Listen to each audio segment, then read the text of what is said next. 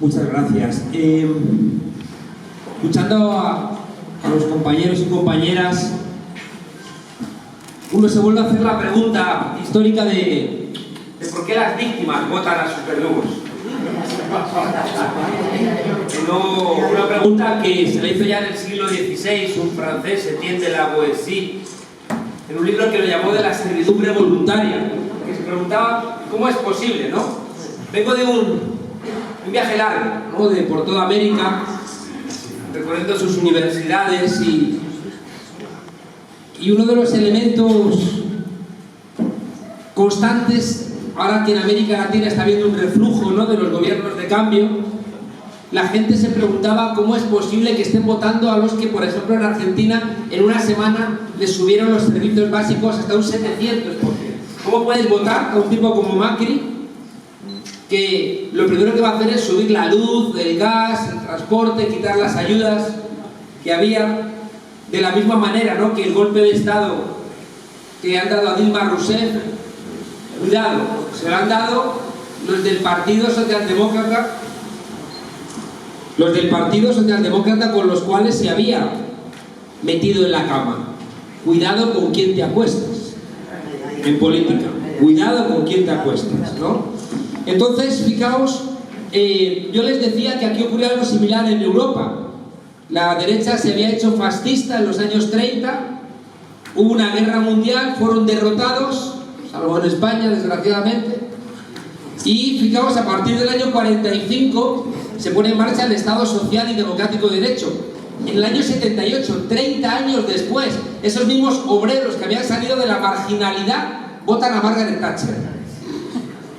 Es decir, fijaos la memoria, lo poco que dura.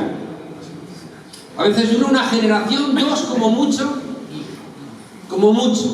Dice un economista, decía Galbraith, que la memoria del último timo piramidal dura una generación. Y pasan 15, 20 años y otra vez viene alguien a hacer el mismo timo. Y volvemos a picar, ¿no?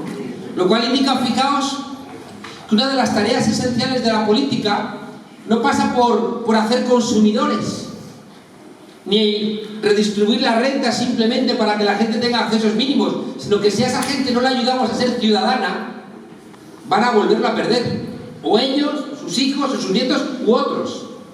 Y por tanto tenemos que ir pensando cómo todos estos elementos de justicia social los acompañamos con un incremento de la conciencia, porque es que si no, no dejan pozo. Hay una cosa que se explica en la ciencia política de un tipo que se llamaba Thomas Humphrey Marshall, que es el primero que empieza a hablar de ciudadanía. Unas conferencias que da en 1949, que dice que ser ciudadano es tener derechos civiles, es decir, la inviolabilidad del domicilio, de la correspondencia, la libertad de expresión, la libertad de movimientos. Que ser ciudadano es tener derechos civiles, derechos políticos, es decir, derechos de sufragio, que puedas votar, que te puedan votar, que puedas asociarte, y derechos sociales, es decir, que tengas unos mínimos vitales para vivir, ¿no? Y él plantea que eso sucedía en oleadas, la Revolución Francesa, luego la Revolución de 1848 y luego la Revolución Rusa. Y el tipo sentó las bases de una cosa que es radicalmente mentira. Uno es que los derechos vienen en oleadas, mentira. Uno mira la Revolución Inglesa y la gente pedía todos los derechos, lo que tú acabas de decir. Es que si la gente no come, ¿para qué demonios me dices tú que vote? Si no me interesa ni votar. O sea, si tú no tienes unas garantías mínimas de subsistencia, ocurre, como en muchos países, que la gente no vota ni la mitad, porque no tienen solventados los elementos mínimos y por tanto no tienen las herramientas intelectuales, porque le faltan las herramientas del estómago para construirlo. O sea, la primera mentira es que tú pidas solamente un tipo de derechos. Mentira. La segunda mentira es que los derechos importantes eran los civiles y los derechos sociales no son relevantes. Esto es una democracia porque la gente puede votar. Y dices, ya, pero si no puedo comer, si estoy excluido, si no tengo una vivienda, si no tengo medios de comunicación donde puedo expresar lo que me pasa, ¿qué me está usted diciendo que esto es una democracia? Y la tercera mentira, fijaos que es la que nos convoca, yo creo, aquí. La tercera gran mentira era que los derechos son acumulables y no tienen marcha atrás. ¡Ja! Fijaos cómo hemos visto algo que yo repito muchas veces, es que las luchas de ayer son los derechos de hoy y las luchas de hoy son los derechos de mañana. Y en Europa no hay acción colectiva desde el mayo del 68, que se puso contra las cuerdas a gobiernos importantes, por ejemplo en Francia. Y desde entonces no ha habido realmente acción colectiva. ¿Y sabéis qué ocurre? Que los derechos se pierden. Se pierden. Que al final ocurre como a la gente joven, que al final cree que la leche viene del Tetrabric. Claro, porque pierden la perspectiva de dónde vienen las cosas. Es que no os acordáis que Gallardón intentó retrotraer 30 años el derecho al aborto, el derecho a la interrupción voluntaria del embarazo. Y de repente, ¿cuál fue la reacción primera de las mujeres? En shock. Porque os habéis olvidado la lucha que os costó a las mujeres mayores ese derecho. Y las mujeres jóvenes, las chicas jóvenes, no entendían nada. Porque querían que eso es como igual que te levantas y no dices, tengo dos manos, como no las tienes ni las reflexionas. Y de repente dijeron, te van a quitar el derecho a la interrupción voluntaria del embarazo. Y las chicas jóvenes no entendían nada. Se tardó en reaccionar. En las primeras manifestaciones no había gente. Hombres, por supuesto. Y mujeres pocas. Hasta que al final las mujeres mayores, ¿qué hicisteis? Tirasteis de memoria. Y recordasteis cómo conseguisteis ese derecho. A menudo contra vuestros maridos, contra vuestros familiares, contra el partido. A menudo. ¿Y qué hicisteis? Pues os tirasteis a la calle. Y en ese tiraros a la calle hubo una activación de la memoria. Y enseñasteis a las chicas jóvenes que eso no fue gratis.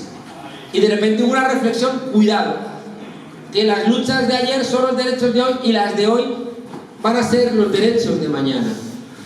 Creo que todo esto es muy relevante porque tengo la sensación de que lo hemos olvidado.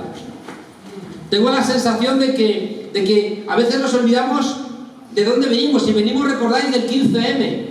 Y cuando insistimos en que venimos del 15M, es muy espectacular. Me preguntan por todos los lugares a donde voy, yo quiero hacer Podemos aquí. ¿Cómo hago para construir Podemos? Y digo, pues Rafa está inventando unas pastillas.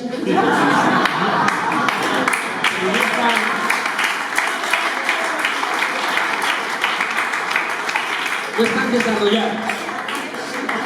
Y tienen efectos secundarios. Luego la pastilla te hace de Podemos, pues te sale una garra detrás. En la espalda. Estoy reído, pero hay mucha gente que tiene garra detrás y es de Podemos, ¿eh? Así que cuidado. Y yo les decía, Podemos existe gracias a que existió el 15M. Y recordáis que el 15M lo que hizo fue cambiar el relato. ¿Recordáis? No, el 15M no traía respuestas, traía preguntas. ¿Por qué no me representas si esta es una democracia representativa? ¿O por qué me excluyes si dice el artículo 1 de la Constitución que somos un Estado social? Y esas dos preguntas fueron el grito, el emperador está desnudo. Y de repente que hubo una repolitización de nuestro país, que fue lo que había conseguido a partir del 98 en América Latina cuando gana Chávez. ¿Qué hace Chávez? Perdón por citar a Chávez. ¿Qué hace? Lo que hace es politizar.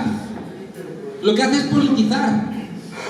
Yo recuerdo un día que salía de una radio y los taxis, ahí sabías si el taxi era bueno, a favor de quien estaba, y si el taxi era así malo, a favor de quien estaba.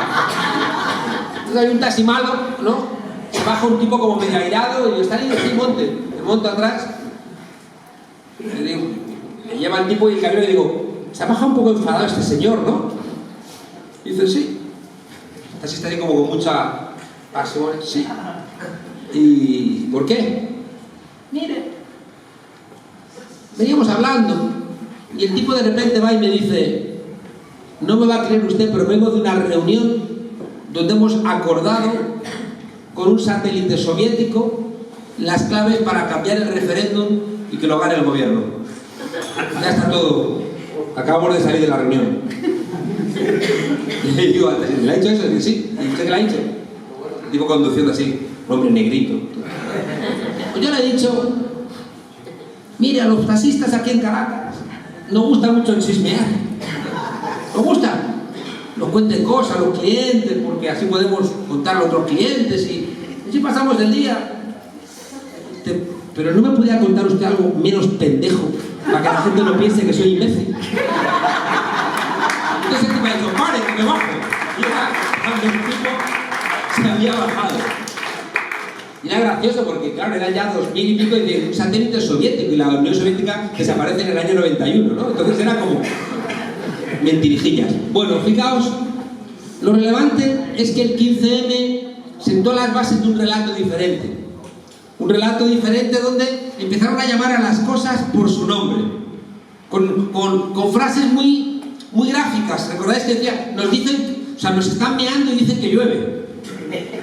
Hoy estamos leyendo en la prensa que había inspectores que le habían dicho a los de Bankia, eso es un fraude. Dijeron, da igual, vamos adelante, 4 avisos, 4 informes, les dio igual para robar el dinero a la gente, para hundir Bankia, que era de todos. Qué poca vergüenza. Y no solamente eso, sino que unos meses antes se dieron un superbono. Los mismos sinvergüenzas, dices, coño, escuchas a Correa, el debe hacer la tortilla con 3 huevos, ¿no? El de la boda. Ese, ¿no? A todos los de la boda de Aznar están todos en el banquillo, todos, es que es verdad. Y le escuchas hablar a ese tipo, ¿no? Al Correa, y dices, pero ¿cómo podían tener tanta impunidad? ¿Cómo podían tener tanta impunidad? Y fijaos, yo llevo mucho tiempo diciendo en el libro que perpetré de la transición contada a nuestros padres. Y no solamente eso, fijaos, sino que yo le digo a los socialistas, porque en el fondo ¿sabéis qué está ocurriendo? Que la gente está diciendo, es que yo no protesté cuando aquí había terrorismo de Estado, es que a mí no me parecieron mal los GAL, porque era un país que todavía tenía pozos franquistas, y de repente ya, bueno, asesinan, que era una debilidad democrática, y hay gente que dice, olvidemos el pasado. Y yo le digo a los socialistas de corazón, si no hubierais olvidado ese pasado, si hubiéramos señalado a Felipe González como responsable de los GAL, no hubiera hecho el señor Felipe González con una simple llamada esa operación para derribar a Pedro Sánchez de la ejecutiva del Partido Socialista. Claro.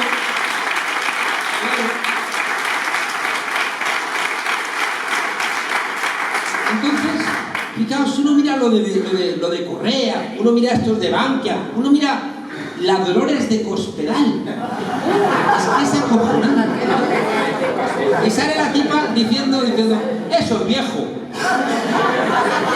Pero es que se ha salido la Dolores de Cospedal y desgraciadamente, amigas y amigos, desgraciadamente también ha salido el presidente de la gestora del Partido Socialista, diciendo textualmente, no hay nada nuevo.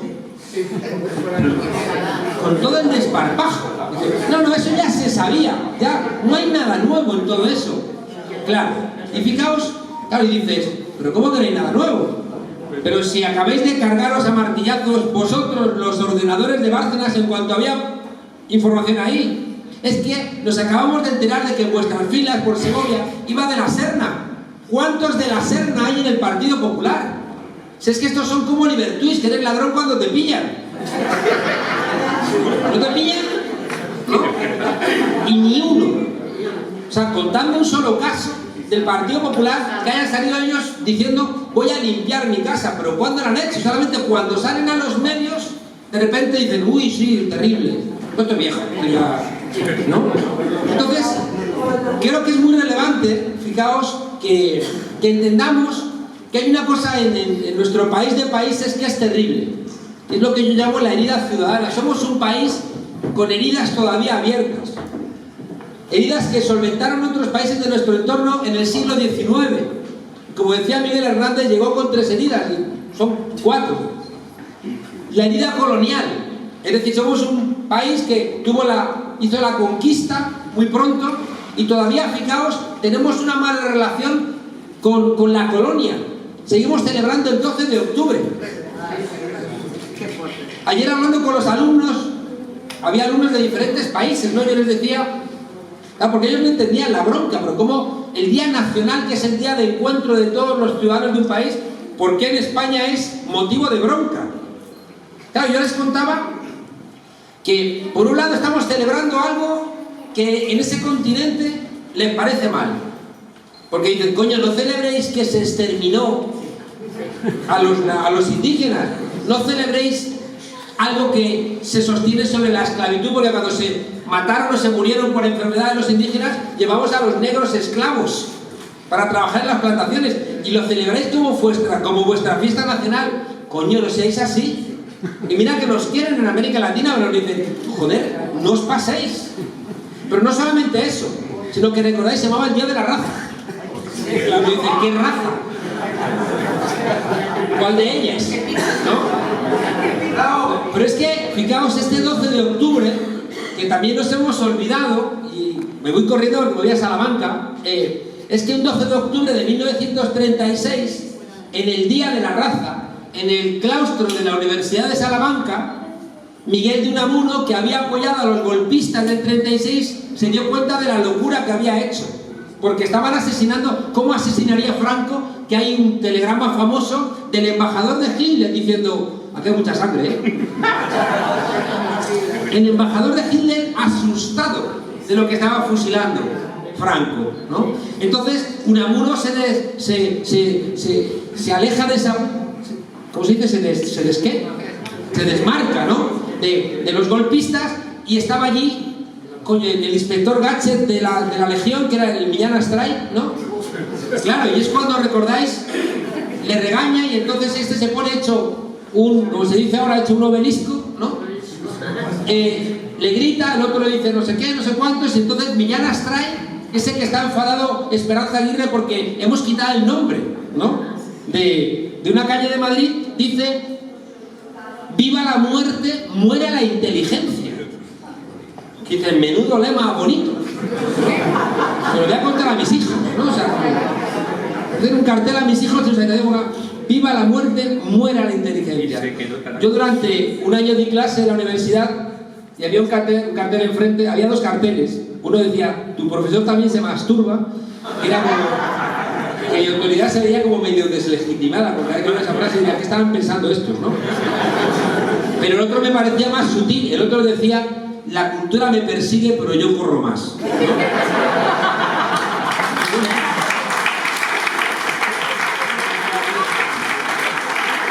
En una universidad.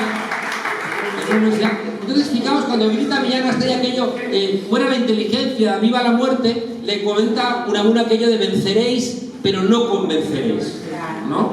Es como ese elemento. Bueno, lo que quería trasladaros simplemente era que hay un elemento profundo, no resuelto en el siglo XIX. Uno es la herida colonial, como os decía, que nos hace tener una mala relación con América Latina, una mala relación con África, y en cambio somos muy sumisos con Europa, porque esa relación colonial nos ha impedido entender nuestro espacio en el continente europeo, y por tanto ya va siendo hora de que repensemos esa herida colonial. La segunda herida es la herida territorial, que la solventó Alemania en 1870, Italia en 1871, y que nosotros no hemos resuelto. España empieza a sentirse España a partir de la Guerra de la Independencia. En 1823, se muere el 33, en el 23 hay unas monedas de Fernando VII, el rey felón, que no tuvo nada que ver con la Constitución de Cádiz de 1812. Jodida memoria, y le entregamos al rey Juan Carlos I que vaya a celebrar la Constitución, el aniversario de la Constitución de Cádiz de 1812. Y aprovechó aquello para decir, en este momento difícil, unámonos como hicieron los españoles entonces en torno a su gobierno para salir de la crisis. Y dirás, coño, es que no fue así, que fue al revés, es que tuvimos que echar a Fernando VII porque no aceptaba la Constitución y hubo que doblarle el brazo para que aceptara la Constitución de Cádiz, ¿no? Entonces os decía que la herida territorial se expresa en que en 1823 Fernando VII en las monedas ponía rey de España, no, perdón, rey de las Españas y las Indias. Las Españas. La canción contra la invasión francesa, que era una jota, rezaba, la Virgen del Pilar dice que no quiere ser francesa, que quiere ser capitana de la tropa aragonesa. Todavía no era de la tropa española. ¿Y sabéis qué ocurría? Que aquí, por ejemplo, en Cataluña, si tú lees la historia, desde el siglo XIV, Cataluña está convirtiéndose en nación. Y por tanto tenemos que entender que España es una nación de naciones. Y como yo dije una vez en la tele, que me cayó la del pulpo, que dije, si es que llevamos 500 años peleándonos, pero también juntándonos. Claro.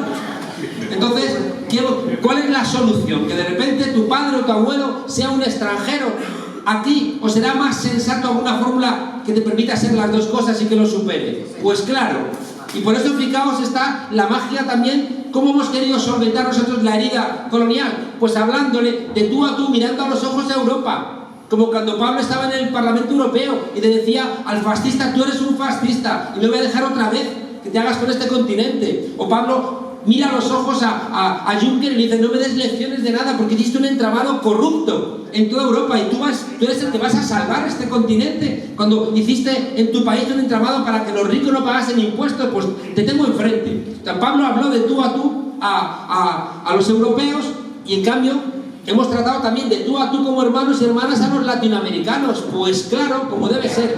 La herida territorial, ¿cómo la solventamos? Gracias a lo que hemos llamado el derecho a decidir. Y el derecho a decidir tiene que ser un diálogo que nos lleva a soluciones. Claro que entendemos que los pueblos que consideran que tienen su propia identidad tienen que decidir cómo encajan en el conjunto del Estado. Pero no es una cuestión de fuerza. Parece que hay gente que quiere ponernos a confrontar, como en el Real Madrid y en Barcelona, que solamente sirve para que ganen dinero los Florentino Pérez, que qué curioso, aparecen en todas las tramas después de corrupción. Entonces, qué bueno es que estén los pueblos enfrentados para que yo gane dinero con el fútbol o con lo que sea. Y nosotros planteamos todo lo contrario.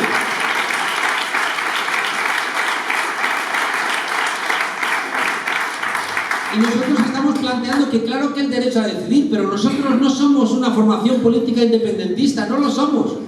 No lo somos. Y estamos intentando encontrar un acuerdo.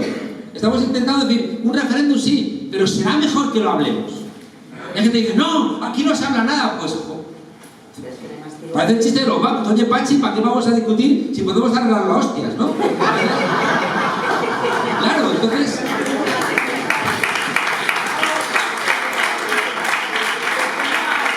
Bueno, la herida territorial, fijaos, nadie ha hecho tanto por el derecho a decidir como Podemos, yo creo que desde que murió el caudillo, ¿no? Es decir, porque es que este discurso lo hacemos aquí, lo hacemos en Extremadura, lo hacemos en Madrid, lo hacemos en Sevilla.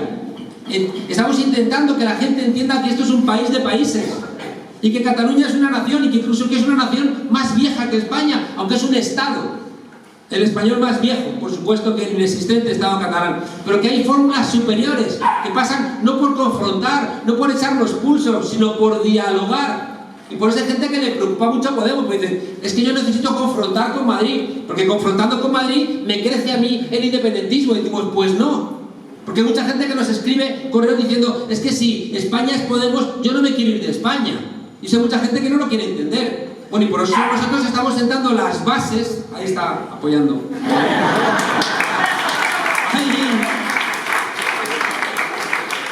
Y por eso, fijaos, estamos sentando las bases de una salida que reconozca que hay un sujeto catalán, pero que la solución tiene que ser negociada. Y estamos convencidos de que, fijaos, lo mal que nos fue en las elecciones, recordáis, porque era o sí o no, y nosotros estamos diciendo tiene que haber otro tipo de encuentro, y tuvimos un mal resultado electoral, pero Pablo dijo muy premonitariamente, este mal resultado se va a traducir en un muy buen resultado después, porque salimos de esa confrontación. La confrontación solamente a quién le ha beneficiado. Le ha beneficiado a Convergencia Democrática, que ha ido salvando de alguna manera el tipo, y a Rajoy, que ha encontrado una razón constante para hablar de Cataluña y no tener que hablar de la corrupción que estaba atravesando su partido. El tercer elemento, fijaos, es la herida social, que es el corazón de Vamos. La herida social es que somos el país más desigual de la Unión Europea, el más desigual, es que es espectacular. Somos la cuarta economía del euro y el país más desigual. Nos estamos latinoamericanizando. A nosotros que nos acusaban de querer latinoamericanizar España, son ellos los que están trayendo aquí gente que vive muy bien y cada vez más gente que vive fatal, como tú has contado con esas cifras que son espeluznantes. ¿Quién puede vivir con esas exiguas cantidades al mes para pagar transporte, luz, alojamiento, colegios, libros? Es que no llegas, es imposible. Es que es imposible, ¿no? Y al mismo tiempo esto, ¿no? De ponme otro huevo más en la tortilla que me parece poco y yo soy de muchos huevos, ¿no? Entonces, fijaos que la herida social se traduce en que somos el país con menor gasto social de nuestro entorno. Y otra vez diríamos, es que tienes que saber de dónde vienes. Y a veces la gente se olvida que el franquismo fue una dictadura de clase. Parece que una dictadura solamente política, que no, que era una dictadura de clase, a favor de los ricos, a favor de los sectores cercanos al régimen. La prosperidad del Opus Dei, recordad, vinculando, haciendo negocios. Si es que, ¿qué diferencia hay entre lo que están haciendo estas constructoras y lo que hizo el Opus Dei a lo largo del franquismo? Eran sectores empresariales vinculados al poder político para obtener favores. Entonces, por eso vengo diciendo que la impunidad del franquismo y la impunidad de la transición es la que tenemos ahora. Es que uno ve estos comportamientos de esta gente y dice, joder, ¿cómo pueden tener la cara tan dura? O sea, ¿cómo pueden ser...? ¿Cuál es la alternativa? ¿Hubo una revolución? Bueno... ¿En la transición? ¿Una revolución? No había posibilidad, ¿no? En la transición se hizo lo que se pudo. No, esa no es la discusión. Yo siempre digo que en la transición se hizo lo que se pudo. Pero cuidado, hay una cosa que yo sí que combato, que es el relato. ¿Qué coño que el rey salvó la democracia? La democracia la trajisteis los del pelo blanco y el pelo gris que pusisteis el pecho desde el año 74 en las calles, en las manifestaciones.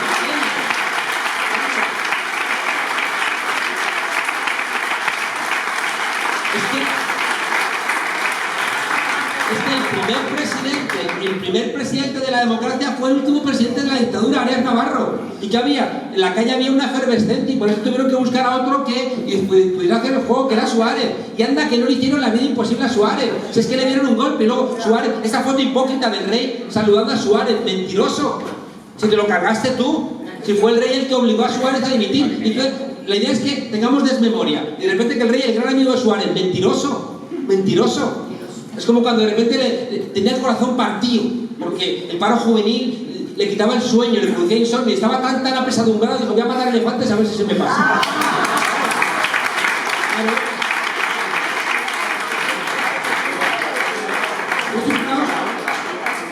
Yo no me voy a cansar de que la memoria es un elemento esencial. Y un país desmemoriado es un país sin democracia. Es que es absolutamente evidente. Y hay cosas que parece que no se pueden expresar. Y por eso me gusta citar a Talleyrand, que era el ministro de Asuntos Exteriores de la Revolución Francesa, del Directorio, de Napoleón, después de los que sustituyen a Napoleón. Y Talleyrand decía, allá en el siglo XIX, decía, es costumbre monárquica el robar, pero los Borbones exageran. Mirad, muy bueno. La herida social, esta herida que genera enormes desigualdades, estaba en el corazón del 15M. El 15M estalla porque de repente los hijos por vez primera son plenamente conscientes de que no van a tener ni siquiera el nivel de vida de sus padres. Y de repente, fijaos, en España estaban intentando buscar una confrontación entre los abuelos y los jóvenes. Y los abuelos de repente van al 15M y montan los yayoflautas, diciendo, ¿de qué me sirve a mí tener una pensión llena de miedo? Te me están diciendo, no toques nada que la vas a perder, si la pensión cada vez es más exigua porque tengo que volver a pagar las medicinas, pagar un 78% de la luz y ayudar a los nietos, ayudar a los hijos. ¿Qué pasa en servicios sociales? ¿Cuántos abuelos están ayudando a los hijos y a los nietos? Esas cosas terribles que vemos, ¿no? De que de repente desahucian a unos jubilados porque en todo este entramado de ladrones, de banca, toda esa gente gentuza del Banco de España, desahucian a un abuelo porque había avalado a su hijo, a su nieto. No me fastidies. Claro, es que es una, lo dijo el 15M, no es una crisis, es que es una estafa. Es que es una profunda estafa, ¿no? Y al final todo es un entramado donde sí o sí te ahorcan, ¿no? Y hay algo que me tiene contento, y es que se han clarificado las cosas esta semana. Se han clarificado porque, fijaos, la gran discusión interna que hemos tenido en Podemos, y es real esa discusión. Decía Íñigo ayer que estábamos de acuerdo con el objetivo. Pues claro que hemos estado siempre de acuerdo con el objetivo. Y él decía que en el plato estábamos de acuerdo y diferíamos en los ingredientes, ¿no? Yo me acordaba de un dicho caribeño que decía, está bien cilantro, pero no tanto. Y yo decía que la gran discusión que ha habido, ¿no? La gran discusión que ha habido era ¿qué hacíamos con el PSOE? Es que ha sido la gran discusión. Fijaos que nuestro planteamiento era que íbamos a sacar más votos que el PSOE y entonces estaba todo solventado. ¿Por qué? Porque cuando sacamos más votos que el PSOE PSOE sabéis que la oposición se convierte como los que tocan el violín, que lo agarran con la izquierda pero lo tocan con la derecha, cuando gobiernan. Y cuando están en la oposición, pues son como un junkie en busca de la dosis, ¿no? Te prometen todo, ¿no? Que te quieren, que te adoran, ¿no? Que sí, que la última vez, que me estoy mirando, ¿no? Son junkies prometiéndote el oro y el moro, ¿no? Y entonces, pero fijaos, eso es lo que está permitiendo el gobierno en Cataluña, en Barcelona, el gobierno en Madrid, en Cádiz, y está bien que estemos gobernados con ellos. Lo que pasa es que hay un requisito, que tengamos más votos que ellos. Porque cuando es al revés, se fastidió. ¿Qué ocurrió? Pues que el sorpaso que queríamos poner en marcha, pues no nos salió. La primera bronca en Andalucía, sobre si había que dar, fijaos, es la discusión que tenemos que darle, no hay ningún tipo de problema. ¿Cuál es la discusión? Una es si necesitábamos, como una fuerza política que la gente nos veía muy radicales, teníamos que dar como obtener un certificado de credibilidad. Y algunos compañeros decían, el certificado de credibilidad lo obtenemos si damos el gobierno a Susana Díaz. Y entonces decíamos, por lo contrario, estamos muertos, ¿no? Y otra gente decía, sí, porque de alguna manera nos van a ver que estamos ayudando a la gobernabilidad, palabras terribles, y entonces vamos a tener experiencia y así vamos a ir mejor a las siguientes elecciones. Y algunos decíamos, Pablo decía, esa hipótesis es falsa. Si apoyamos el gobierno de Susana Díaz, estamos muertos.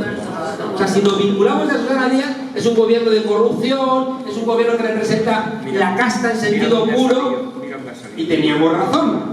Imaginaos que hubiéramos dado gobierno a Susana Díaz y luego sale que el presidente de la Junta sentado en el banquillo, Chávez sentado en el banquillo, Griñán sentado en el banquillo, todo ese entramado, fijaos lo que hubiera supuesto. Ahora, que creo que es una cosa más clara todavía, otra vez discusión las presiones brutales que hemos recibido para dar el gobierno a el PSOE con Ciudadanos. ¿Recordáis las presiones brutales? Y también había dos hipótesis. Una hipótesis decía, hay que darles el gobierno porque la gente nos está castigando, porque tenemos que parecernos al PSOE. Y otra hipótesis decía, no, hemos definido bien quiénes son Ciudadanos. ¿Ciudadanos quiénes son? Si es que Ciudadanos son el partido azul de color naranja. Si es que recordáis a Josep Oriol, hace falta un Podemos de derechas. Y de repente, sí, creo que quieres ser rico. ¿Tienes un deseo? Quiero tomar.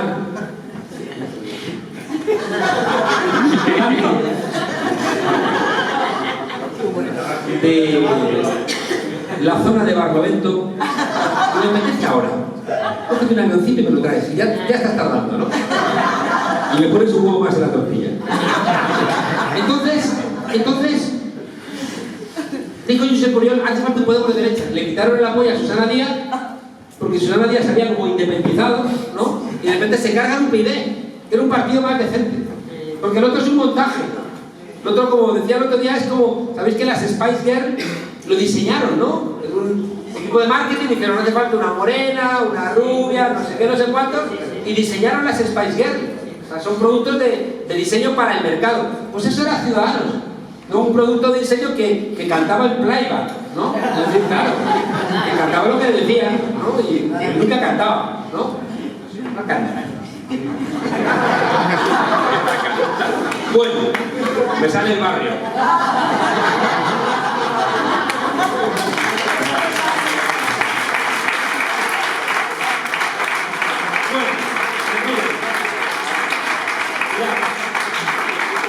El análisis era que Pablo también acertó, el análisis era, no podemos dar el gobierno al PSOE con Ciudadanos por un lado, porque Ciudadanos es el partido del IBEX 35 y ha marcado el programa económico. ¿Cómo vamos a asumir que no hay reforma laboral? ¿Cómo vamos a asumir que no hay una reforma fiscal? ¿Cómo vamos a asumir que no vamos a meterle mano a toda esta cuerda de corruptos? No podemos asumir eso, y además, que era una hipótesis complicada, porque no se podía demostrar. La hipótesis era, en el PSOE los que mandan son los de siempre. Y nosotros estamos diciendo, si es que Pedro Sánchez no manda nada. ¿Recordáis que cuando fracasa Rubalcaba en las elecciones europeas mandan un congreso y se presenta Eduardo Madina, ¿recordáis? Y Eduardo Madina era un chico joven y supuestamente, al tener menos vinculaciones con el aparato del partido, quería hacer una renovación por la izquierda, más tradicional, pero por la izquierda. ¿Y qué hizo el partido? Coño, pues buscó a uno jovencito, un guapo, moreno el 15 de diciembre. ¿Cómo coño está moreno el 15 de diciembre? Sin ningún tipo de mochila ideológica. O sea, decidme una idea. Si Sánchez apoyó alguna vez a Corbyn, se apoyó a Sanders, un tipo sin ningún tipo de mochila.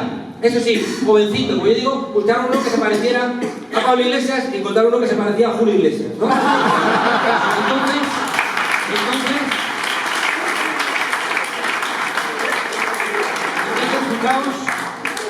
Entonces buscan a Pedro Sánchez, y Pedro Sánchez, con el apoyo de Susana Díaz, con el apoyo de Felipe González, con el apoyo de Bono, gana a Eduardo Madina. Y resulta que Pedro Sánchez iba a ser el que iba a renovar el PSOE. Decíamos nosotros, no es verdad, Pedro Sánchez no manda. Y si Pedro Sánchez, desesperado, intenta un gobierno alternativo, nosotros lo vamos a intentar, pero no le van a dejar. No le van a dejar. No lo sabes, no lo sabes. Lo sabemos. Sabemos quién manda. Sabemos que en el Grupo Prisa, ¿quién está en el Consejo Editorial del Grupo Prisa? Felipe González. Acaba de entrar Cebrián, acaba de entrar Rubalcaba. Si es que son entramados muy fuertes, entramados cerrados. ¿Dónde avisa el MAFO este, el que era el presidente del Banco de España? ¿Dónde publicita sus memorias? Pues en el Grupo Prisa. Si es que es el entramado que ha funcionado en España durante los últimos 35 años. ¿No? Y nosotros decíamos, darle el gobierno al PSOE con Ciudadanos es subordinarnos y morir. Si hacemos eso, estamos muertos. Y este esfuerzo de estos 2 años y medio no sirve para nada. Y había compañeros que decían, no, es que estamos perdiendo votos. Y decíamos, estamos perdiendo votos porque estamos parlamentarizándonos en exceso. Porque la gente ya no nos diferencia. No hemos hecho una jodida declaración que no haya sido en el Parlamento en los últimos 6 meses. Y de repente nos hemos creído las encuestas, que decían las encuestas que debemos pasar PSOE. Y entonces diseñamos una campaña electoral solamente para acariciar el lomo de esos votantes que supuestamente ya teníamos. ¿Y para qué sirvió? Para que se nos fueran 1 millón de votantes. Es que es de cajón. Si yo de repente, un partido que lo quiero votar porque es desobediente, porque confronta, me dicen, no, ya casi ha ganado. Y encima no me gusta ese discurso y digo, pues me voy a la playa. Mucha gente a lo mejor se arrepintió de haber sido a la playa. Pero perdimos 1 millón de votos. Y con ese zigzag ideológico, que era un zigzag ideológico que a mucha gente le molestaba. Y que era un zigzag ideológico meramente electoral. Y las elecciones, amigas y amigos, de las cuales llevamos 7. Es que es espectacular. 7 elecciones sin pedir ni 1 euro a los bancos.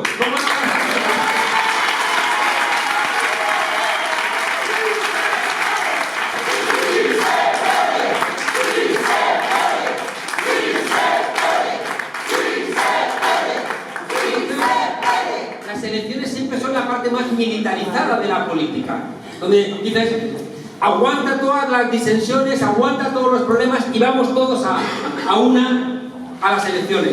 ¿Y qué ocurre? Que hemos abandonado mucho la interna y diseñamos los círculos para compensar a la dirección jerárquica, mediática, partidista, electoral, institucional, burocrática. Los círculos eran la vacuna. Y si abandonamos los círculos, nos convertimos en un partido más como los otros.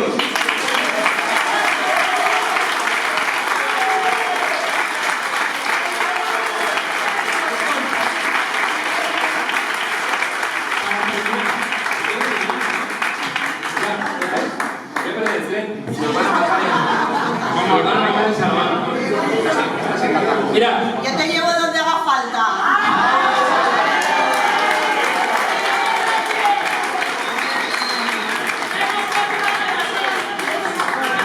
Yo contigo me voy a donde haga falta.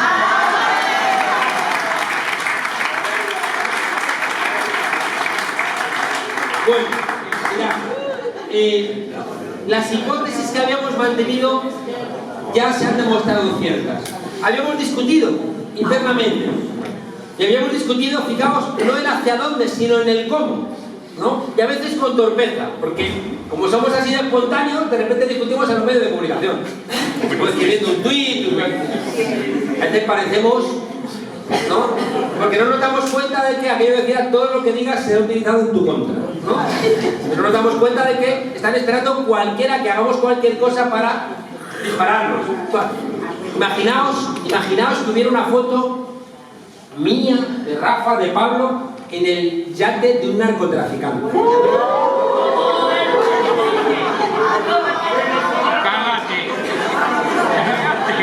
En cambio, Feijóo no solamente tiene una foto en un yate con un narco, sino que encima tiene la crema sin untar. Eso ya es intolerable. Y lo bota.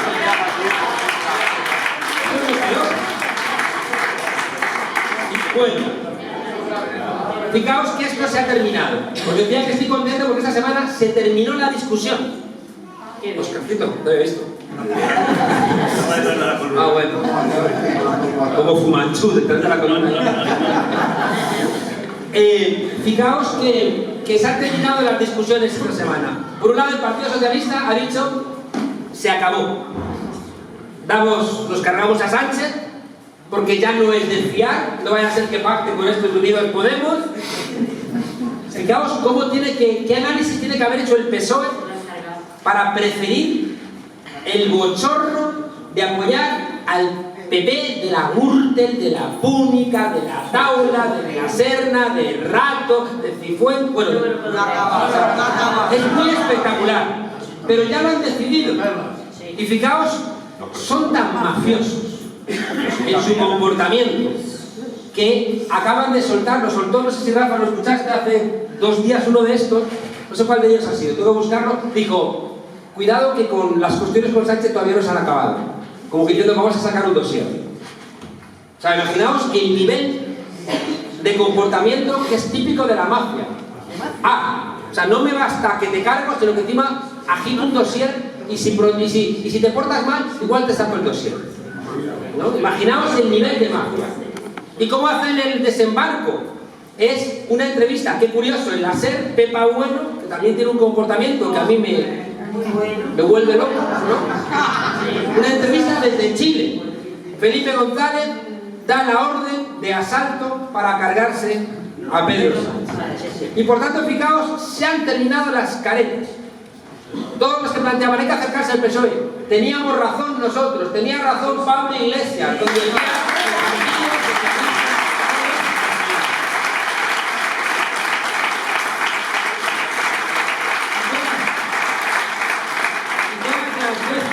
que habéis escuchado a Pablo decir: podemos negociar el PSOE sobre todo si tenemos más votos.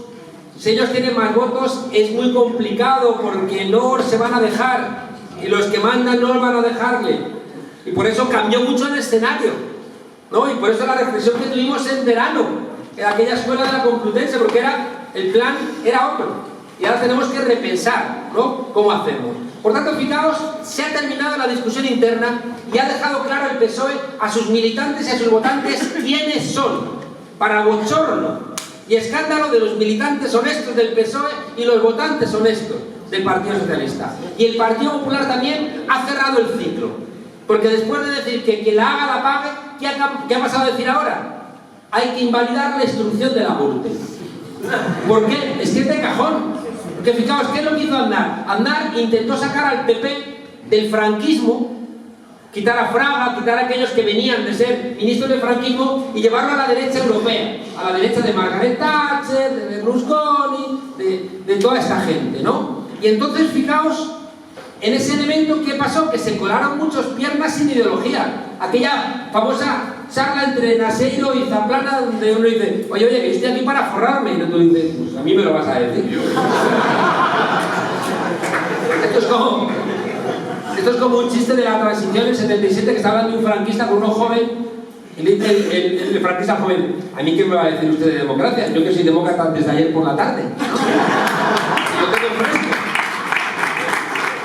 Y lo tengo esto fresquito. Bueno, fijaos, el PP y el PSOE han pactado una restauración. Han pactado un gran acuerdo que sostenga el bipartidismo y que sostenga todo este entramado podrido hasta las entretelas. Yo creo que no va a haber ningún... Esto es lo de... Miré los muros de la patria mía, si un tiempo fuertes ya desmoronados de la carrera de la edad cansados, por quien caduca ya su valentía. Salíme al campo y vi que el sol bebía los arroyos del cielo desatados y del monte quejosos, los ganados que con su luz hurtó la sombra al día. Entré en mi casa y vi que amancillada la anciana habitación eran despojos, mi báculo más torvo y menos fuerte. Miré y no hallé en qué posar los ojos que no fuera un claro recuerdo de la muerte. ¿Qué ves? Entonces, yo creo que no va a haber ningún sitio donde miremos que no sea un claro recuerdo de la muerte. El Banco de España, las empresas, cuidado, están siendo juzgados los políticos. Queremos que se juzguen también a los corruptores, a las empresas.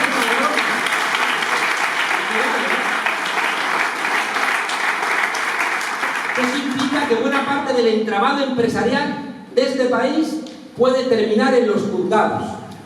Porque resulta que estos mismos que están diciendo Correa que les pagó el dinero son los mismos que llevan haciendo construcciones, algunos muy vinculados a un club de fútbol, y que son los que han estado financiando al Partido Popular.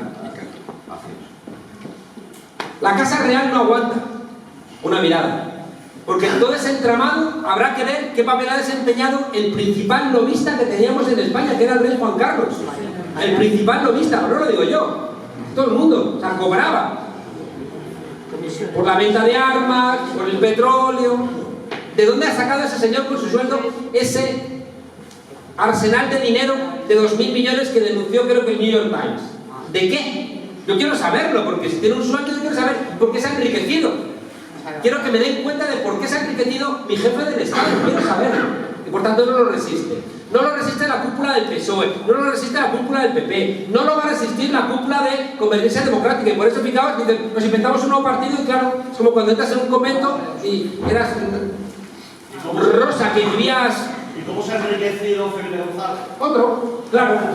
Entonces tú estás en un convento y dices, Rosa, llevabas una maravilla, ¿dónde vas a llamar? Sor Eudubiges.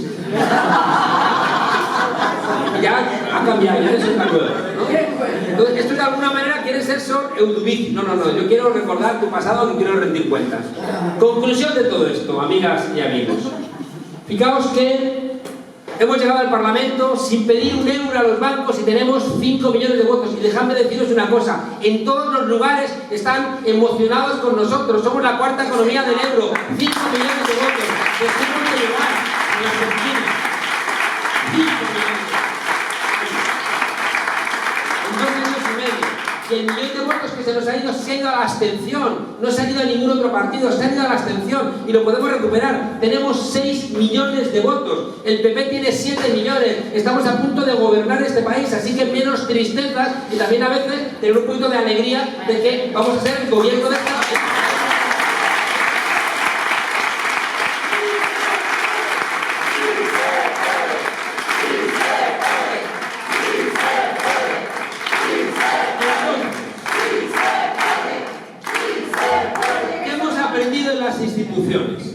Hemos aprendido, y eso nos va a contar luego Rafa con más detenimiento, hemos aprendido que las instituciones, a no ser que tengas una mega mayoría absoluta, y ni siquiera, tú no puedes cambiar las cosas si no tienes pueblo consciente en la calle.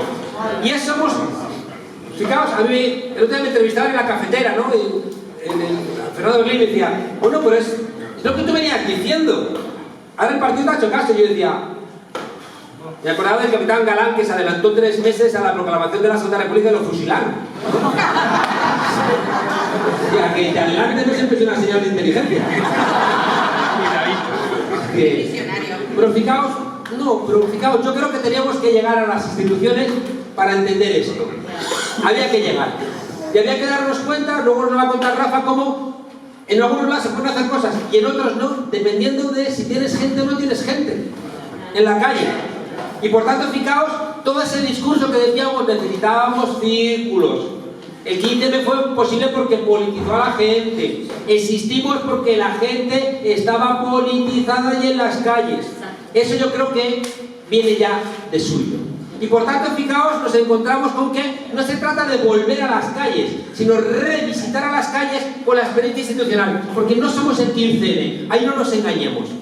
Nosotros dimos un salto y entendimos que lo que le da miedo al poder es que les quitemos las instituciones. Lo que le da miedo es que tengamos el Ayuntamiento de Madrid, el de Barcelona y que tengamos la Moncloa. Eso es lo que les da realmente miedo.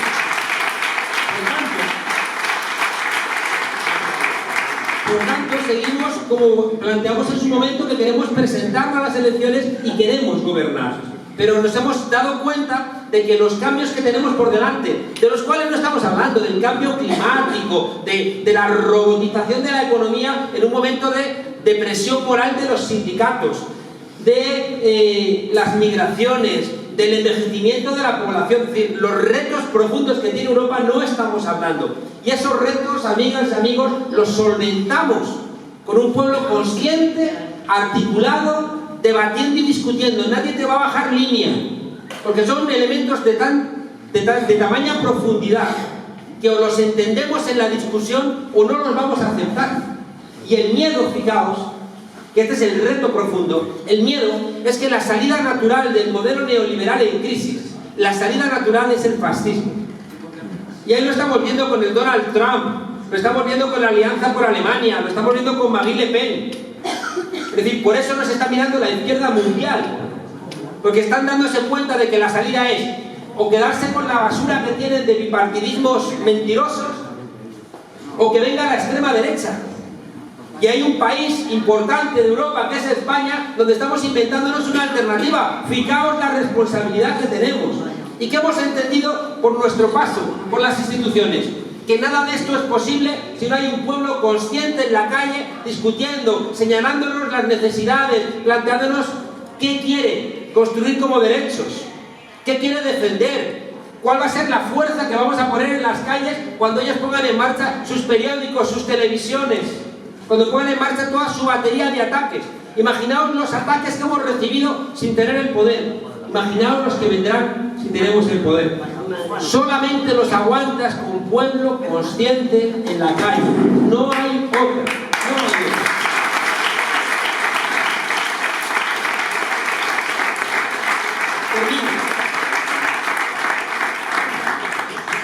A mí me gusta siempre contar a los alumnos que la salida de Ulises, que lo llaman en la Odisea el astuto, tan astuto no era, ¿no? Esas señoras jóvenes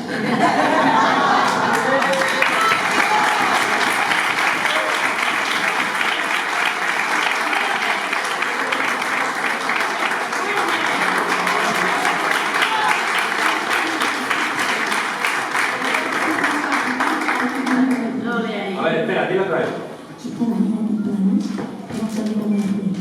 Mañana por el camino, hoy trataba de dormir. Y con el coche decía que estoy por debajo de las personas subir.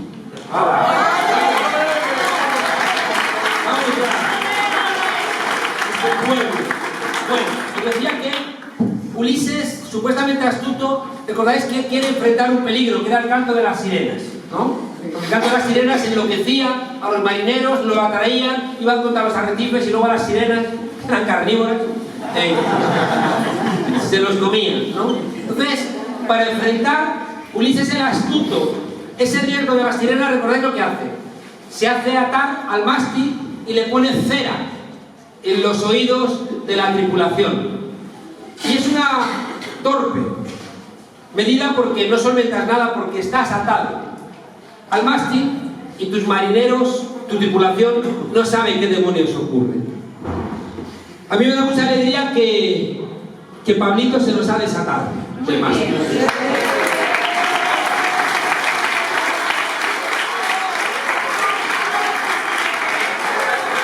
Pablo se nos ha desatado el mástil el otro día con una reunión de los círculos en Madrid o en el Consejo Ciudadano el último sábado, desatándose y diciendo: se ha acabado, saquemos las lecturas correctas, nuestras hipótesis eran las buenas, hay una gran restauración del PSOE y del PP y somos el único partido de la oposición camino del gobierno.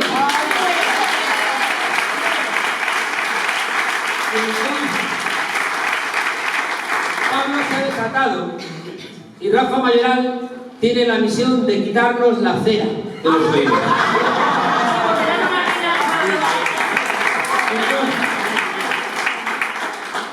Entonces, fijaos la gran discusión que tenemos ahora después de 2 años y medio, elección tras elección, sin dinero, gracias a vuestro trabajo, a vuestro músculo, a vuestra generosidad, hemos descuidado la organización interna. La hemos descuidado, estamos golpeados en todos sitios, gente. No hemos resistido muchas veces repetir los errores de los viejos partidos. Y eso que yo he dicho, dale un carguillo y verás cómo es Juaniño, lo hemos repetido también nosotros. Lo hemos repetido.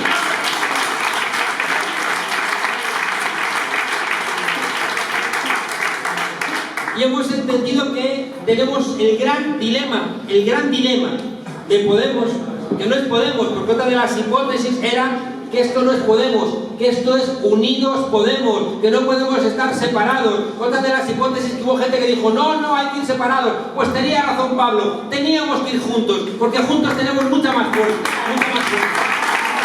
Claro. Yo decía, el gran reto que tenemos ahora, el gran reto es si el partido movimiento que tenemos que construir, si esta organización que es un partido pero que no quiere ser un partido, si lo van a construir los liberados y los cargos o lo va a construir la gente de abajo de los círculos. Y la propuesta es que lo hagan los círculos.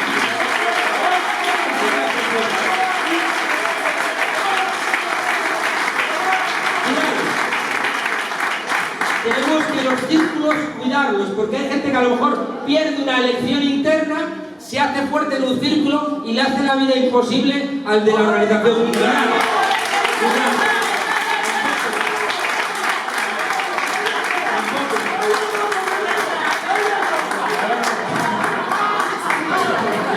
Bueno, quiero con esto plantearos que mucha gente mira los círculos al comienzo con mandíbula de cristal, pensando que los círculos eran Disneylandia. Cuando decía alguien algo, le soltaban un medio viaje de se iban llorando. No, la política tiene sus elementos de desafío.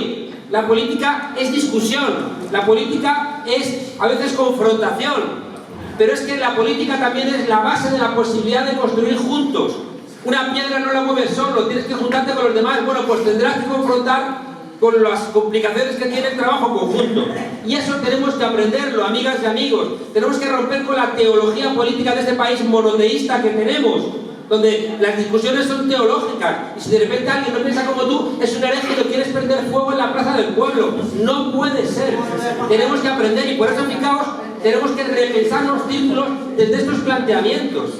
Entender las partes viejas que estamos repitiendo en los círculos. Hemos tomado nosotros una decisión, y es que la reconstrucción de este partido movimiento o lo hacen los círculos desde abajo o esto no va a ningún lado. Y en ese sentido, como creemos que tenemos que aprender, hemos planteado una acción que es la que os va a contar Rafa, una acción que reúne todo aquello contra lo que combatimos. Las eléctricas, como donde se condensan los que han robado dinero público, los que han subido las tarifas, los que tienen impunidad de la que vengo hablando precisamente por las puertas giratorias, porque los exministros y los expresidentes están en esos consejos de administración. ¿Cómo van a zanjar soluciones a favor del pueblo y no a favor de los que les pagan el sueldo si son beneficiarios directamente? La conclusión.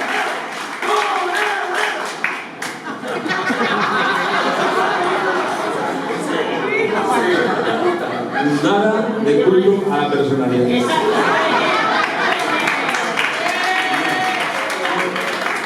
No, de verdad, también me preocupa porque... O sea, yo ¿por qué estoy aquí? Porque salgo a la tele, no nos engañemos. Claro, es decir que hay gente que actuamos como catalizadores, pero no somos diferentes a vosotros. No cometamos ese error de construir delegaciones porque si no funciona.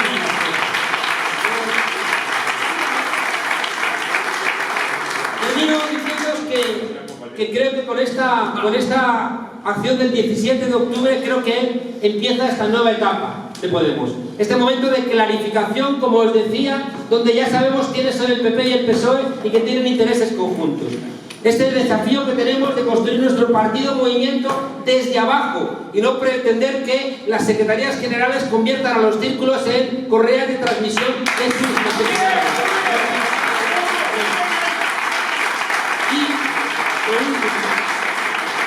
Y que no olvidemos que somos una fuerza política transversal que necesita 7, 8, 9 millones de votos y que por tanto es cierto que todavía nos falta mucha gente y que no podemos convertirnos en lugares cerrados de las vanguardias que tienen claridad ideológica, no.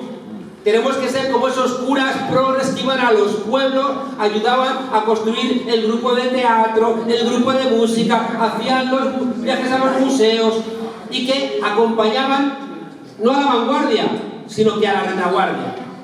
Cuando de repente había gente que ya iba sola, les dejaban que tuvieran sus propias iniciativas, pero acompañaban a los más retardados. Y por tanto, fijaos, nuestra obligación no es solamente juntarnos con los que piensan como nosotros, sino cómo hacemos para conseguir que vengan esos 2, 3, 4 millones que todavía nos faltan. Y eso no se logra con absolutismo ideológico, olvidando que nosotros dijimos que íbamos más allá de ese eje tradicional derecha e izquierda, que tenemos que reinventar ese espacio antaño llamado izquierda, pero que es mucho más amplio, que aquí no tenemos que regañar a nadie, venga de donde venga, y eso implica mucha generosidad que a veces en las discusiones internas las hemos perdido.